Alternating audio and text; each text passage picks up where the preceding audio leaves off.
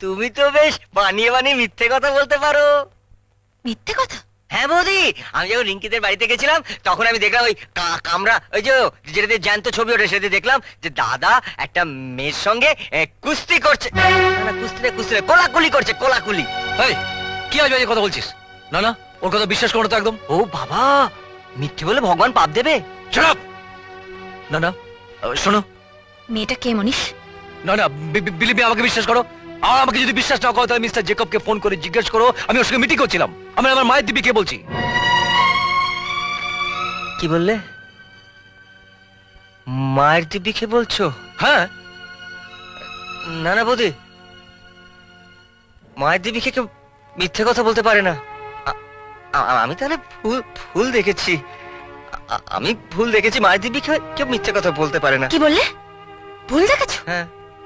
একটা জঙ্গলি জানোয়ার।